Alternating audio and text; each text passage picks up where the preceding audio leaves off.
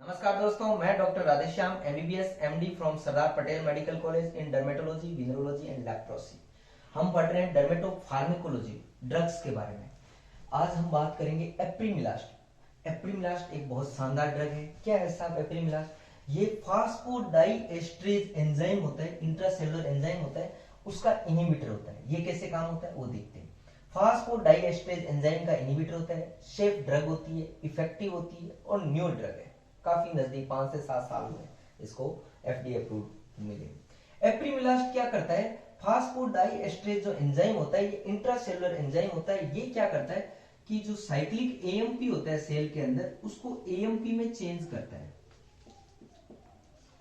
अगर ये इस एंजाइम इससे साथ में बाइंड हो गया तो ये साइक्लिक इसके साथ में बाइंड हो गया तो ये साइक्लिक एएमपी में चेंज नहीं हो पाएगा, जिसकी वजह से इंट्रासेलुलरली इसका सीएमपी का लेवल बढ़ जाएगा। इंट्रासेलुलरली सीएमपी का लेवल बढ़ जाता है तो क्या होता है कि जो एंटी इंफ्लेमेटरी साइटोकाइंस होते हैं जैसे इंटरल्यूकिन 10, इनका लेवल बढ़ जाता है। जबकि इंफ्लेमेटरी जो cytokines like TNF alpha, interleukin 23 और इंटरल्यूकिन 12, इन साइटोकाइंस का लेवल कम हो जाता है। हम जानते हैं कि ये टीएनएफ अल्फा, इंटरल्यूकिन 23, ये इंटरल्यूकिन, ये जो साइटोकाइंस होते हैं सोरियासिस की पैथोफिजियोलॉजी में बहुत इंपॉर्टेंट रोल प्ले करते हैं, इसलिए इसका जो मेन यूज होता है सोरियासिस के अंदर होता है।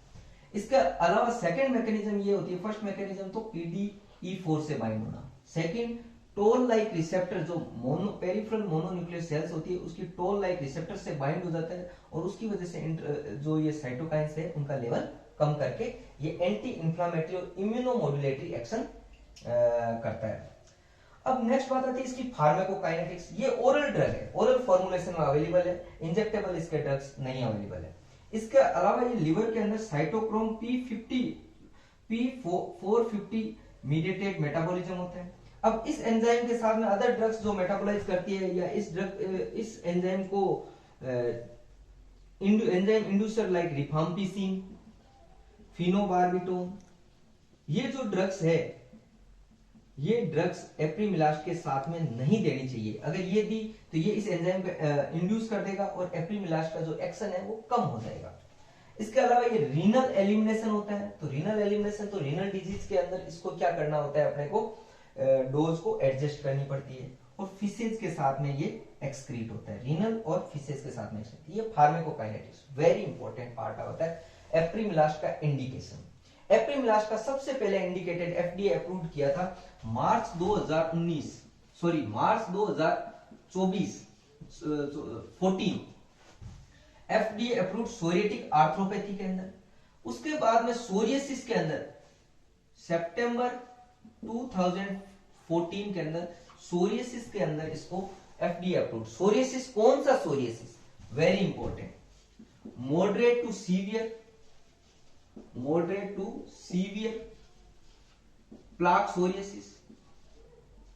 सोरियासिस नॉट रेस्पॉन्ड टू, जो कन्वेंशनल थेरेपी है, not respond to methotrexate, cyclosporine और पुआ के अंदर इसको दे सकते हैं। इसके अलावा पामोप्लांटर सोरियासिस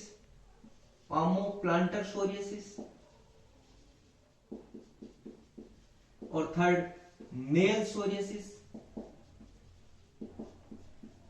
अगर नेल सोरियासिस, ये जो कंडीशंस है सोरियासिस की, इनके अंदर जिनमें कन्वेंशनल थेरेपी रेस्पॉन्ड नहीं करती है, उनमें ये क्या है कि ड्रग दी जाती है।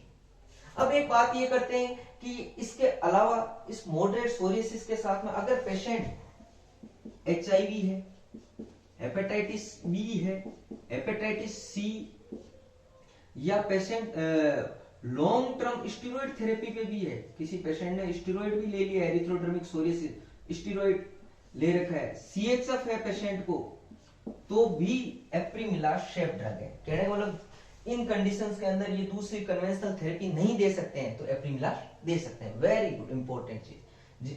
तो एप्रीमिलास्ट सिस्टेमिक डिजीज के अंदर भी सेफेस्ट ड्रग है।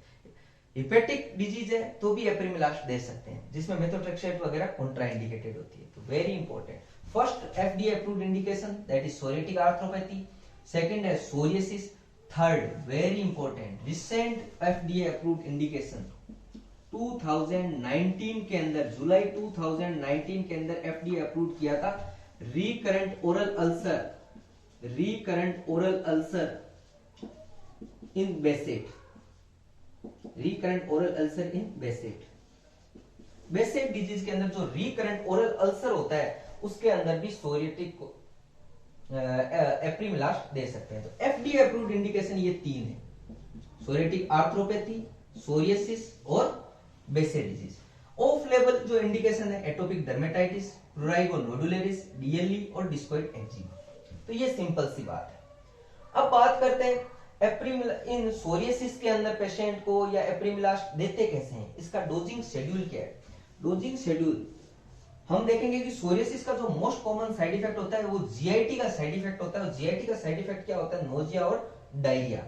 इसको कम करने के लिए सोरियासिस क्या किया जाता है, first day one morning dose और इवनिंग डोज। मॉर्निंग में 10 मिलीग्राम देते हैं, सेकेंड पे मॉर्निंग 10 मिलीग्राम, इवनिंग में भी 10 मिलीग्राम। थर्ड डे पे मॉर्निंग 10, इवनिंग 20। फोर्थ डे पे 20 मिलीग्राम।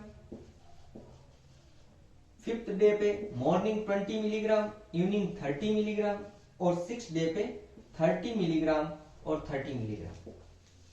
ये इसका शेड्यूल इसलिए करते हैं ताकि पेशेंट को नोजिया और डायरिया के साइड इफेक्ट कम फेस करने पड़े, ये हम देखते हैं।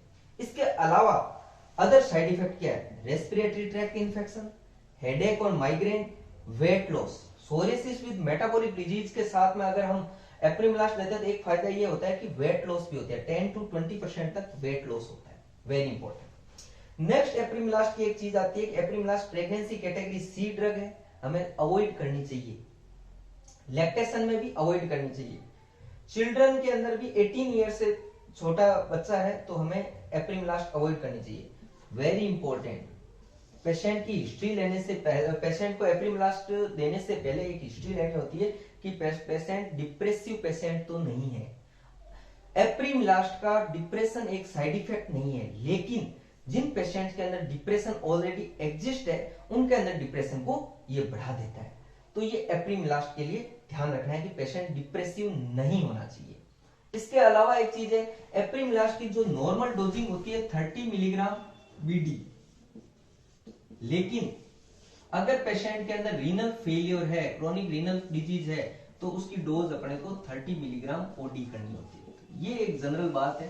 क्या बात है साहब, एप्रीमिलास्ट PDE4 इनहिबिटर होता है, CYP मीडिएटेड मेटाबॉलिज्म होता है, रीनल एक्सक्रीशन होता है। इसके अलावा इसका very important psoriatic arthropathy, psoriasis, बेसेट disease, ये तीन कंडीशन ऐसी है जिनके अंदर अपने क्या है कि एफडीए अप्रूव्ड है। अदर कंडीशन ऑफ लेवल है। नोजिया और diarrhoea most common side effect होता है और डिप्रेसिव पेशेंट्स के अंदर इसको नहीं देना चाहिए। और इसके अलावा जो एप्रीमिलास्ट है ये moderate to severe plaque psoriasis not respond to methotrexate, cyclosporine और अदर कन्वेंशनल थेरेपी, तो apremilast is a very good drug. अब बात करते हैं कि सोरियासिस के अंदर एप्रीमिलास्ट का रेस्पॉन्स कितने टाइम बाद में आता है, मैक्सिमम रेस्पॉन्स। तो मैक्सिमम रेस्पॉन्स देखने के लिए कम से कम हमें 16 वीक का ट्रीटमेंट का वेट करना चाहिए। ये एक जनरल बात है एप्रीमिलास्ट के बारे में। Thank you very much.